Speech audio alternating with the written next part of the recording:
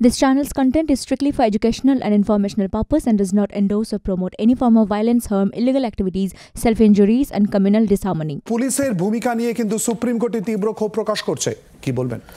দেখুন, আজকে তুষার মেহতা যখন প্রথমে এই কথাটা তুলেন যে রাত 11:45-এ কেন ফাইনালি এফআইআর করা হলো এবং তিনি কয়েকটি কাগজ তার প্রেক্ষিতে দেন, কপিল সিব্বল পরবর্তীকালে উঠে দাঁড়িয়ে সমস্ত তথ্য যখন দেন, দেখুন সেটা তো দর্শকদেরও জানা উচিত যে পুলিশ যদি কোনো মৃতদেহ ডেড বডি পায় তাহলে পুলিশ সাথে সাথে এফআইআর শুরু দূরের কথা এমনকি তাকে মৃত বলেও ঘোষণা করতে পারে না আইন অনুযায়ী। প্রথমে তাকে যে কোনো সরকারি হাসপাতালে নিয়ে যেতে এবং সেই হাসপাতালের অন ডিউটি ডাক্তার তাকে ব্রড ডেড ঘোষণা করবে এবং তখন পুলিশ সুমতো আনন্যাচারাল ডেথ কেস রেজিস্টার করবে, এটাই এসওপি। এক্ষেত্রেও তাই করা হয়েছে। সকাল 10:10 যখন আনন্যাচারাল ডেথ কেস রেজিস্টার করা হয়েছে, তারপরে নিয়ম অনুযায়ী সেখানে ম্যাজিস্ট্রেট এসছেন, ম্যাজিস্ট্রেটের উপস্থিতিতে ইনকোয়েস্ট হয়েছে, পোস্টমর্টেম হয়েছে, পুরো এসওপি ফলো করা হয়েছে এবং ফলো করার পরে ফাইনালি যখন পোস্টমর্টেমের রিপোর্ট পাওয়া গেছে, পোস্টমর্টেমের রিপোর্ট পাওয়ার আগে কারোর পক্ষেই সম্ভব না সেটা রেপ হয়েছে কি হয়নি, মার্ডার হয়েছে কি হয়নি সেটা কনক্লুশনে পৌঁছানো এবং পরপর সমস্ত ডকুমেন্টস তুলে ধরে আজকে যখন কপিল সিব্বল এবং অন্যান্য আইনজীবীরা তারা সুপ্রিম কোর্টে পরিষ্কার দেখিয়েছেন, প্রথমে পুলিশ এসছে, তারপর আনন্যাচারাল ডেথ কেস রুজু হয়েছে, তারপর পোস্টমর্টেম হয়েছে, ক্রিমেশন হয়েছে এবং ফাইনালি এফআইআর হয়েছে, তখন সুপ্রিম কোর্টের প্রধান বিচারপতি পরিষ্কার বলেছেন যে এইবার ডকুমেন্টগুলো আমাদের কাছে পরিষ্কার হচ্ছে। আমরা শুধু একটা কথাই বলছি, আমরা প্রত্যেকে চাই জাস্টিস হোক। যে বা যারাই এই অপরাধের পিছনে, ঘৃণ্যতম অপরাধের পিছনে রয়েছে, irrespective of political colour, irrespective of how influential he or she may be, অথবা যারাই রয়েছে এক বা একাধিক, প্রত্যেকের একটাই জায়গা হোক ফাঁসি কাট। সেই জায়গায় দাঁড়িয়ে মাননীয় মুখ্যমন্ত্রী প্রথম দিন ঘোষণা করেছিলেন ফাস্ট ট্র্যাক কোর্ট গঠন করার কথা। আজকেও মুখ্যমন্ত্রী চিঠি দিয়ে বলেছেন এই ধরনের ঘৃণ্যতম অপরাধের ক্ষেত্রে প্রধানমন্ত্রীকে চিঠি দিয়ে বলেছেন প্রয়োজনে 15 দিনের মধ্যে যাতে দ্রুততম দৃষ্টান্তমূলক শাস্তি দেওয়া যায় সেটা এনশিওর করার ক্ষেত্রে এই জায়গায় কারোর কোনো দ্বিমত নেই। কিন্তু এই জায়গাটাকে কাজে লাগিয়ে দুর্ভাগ্যজনকভাবে রাজনীতির ঘোলা জলে যারা মাছ ধরতে চাইছেন তারা কি আদৌ সত্যি সত্যি জাস্টিসটা চাইছেন নাকি না রাজনৈতিক স্বার্থ চরিতার্থ করাটা চাইছেন? আজকে কিন্তু সুপ্রিম কোর্টের এই অবজারভেশনের পরে পরিষ্কার এক।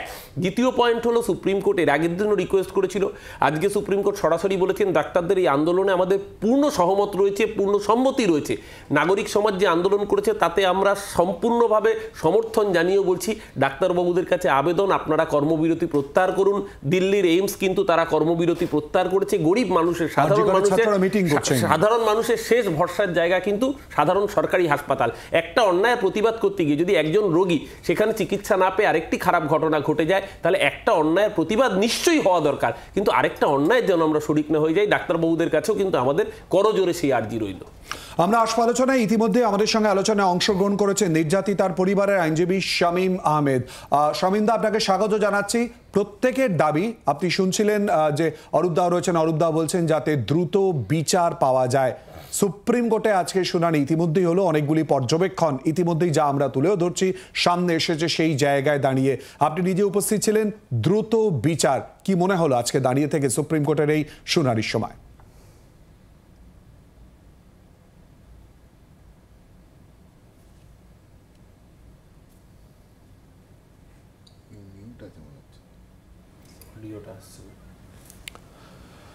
আমরা শামীম দার সঙ্গে অবশ্যই করে কথা বলবো, কিন্তু তারই সঙ্গে কিন্তু এই প্রসঙ্গটা বারবার করে উঠে আসছে, অর্থাৎ মূলত অতি দ্রুত বিচার, এবং যে কারণে কিন্তু পথে নেমেছেন এবং তারই সঙ্গে আন্দোলন চলছে এবং বিভিন্ন জায়গায় ছবিও আপনাদের সঙ্গে একই রকমভাবে তুলে ধরছে।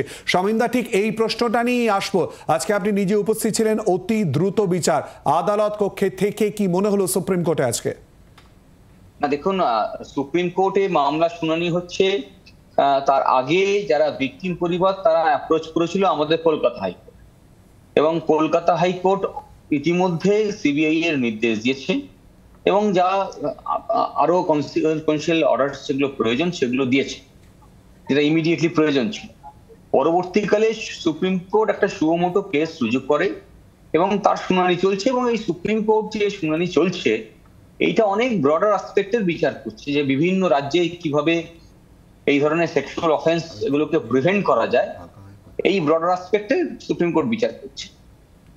আর একই সঙ্গে এই ঘটনায় সিবিআই এর কাছ থেকে রিপোর্ট তলব করেছে, বা পরবর্তীকালে যে ভ্যান্ডালিজমটা হসপিটালে হয়েছে সেটা নিয়েও রিপোর্ট তলব করছে।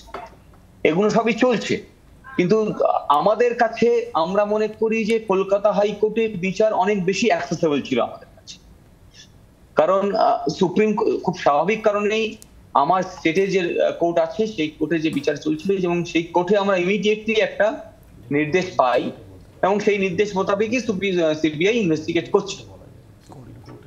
সুপ্রিম কোর্টে যেহেতু অনেক ব্রডার অ্যাসপেক্ট আলোচনা হচ্ছে, ফলে এই বিষয়টাকে যদি সেগ্রিগেট করা যেত তাহলে আমাদের মনে হয় আরো একটু ভালো হতো। তাছাড়া যেসব বিষয়গুলো উঠে আসছে সেইগুলো নিয়ে এখনই অনেক কাটাছেড়া করে খুব বিশেষ লাভ হবে না। আমরা যখন হাইকোর্টে যে মামলা আমরা রুজু করেছি সেইখানে আমরা খুব নির্দিষ্টভাবে দাবি করেছি যে কে তদন্ত করবে তা নিয়ে আমাদের কোনো পছন্দ অপছন্দের ব্যাপার নেই। আমরা চাই যে একটা টিম অফ ইনভেস্টিগেটিং অফিসার যারা ইম্পার্শিয়াল হবে, নিরপেক্ষ হবে, এইরকম অফিসারদের দিয়ে তদন্ত হোক, সেটা যে এজেন্সি হোক। আমাদের কোন এজেন্সি তদন্ত করবে সেটা আমাদের কাছে অনেক বেশি গুরুত্বপূর্ণ নয়। আমাদের কাছে অনেক বেশি গুরুত্বপূর্ণ হচ্ছে যে যারা অপরাধী, যারা এই অপরাধ সংগঠিত করেছে তাদের শাস্তি হোক, আর এই ধরনের ঘটনা যাতে পরবর্তীকালে না হয় তার জন্যও মানুষ ভাবুক, এটাই হচ্ছে আমাদের দাবি। বাংলার আওয়াজ, বাঙালির আবেগ, জি 24 ঘন্টা।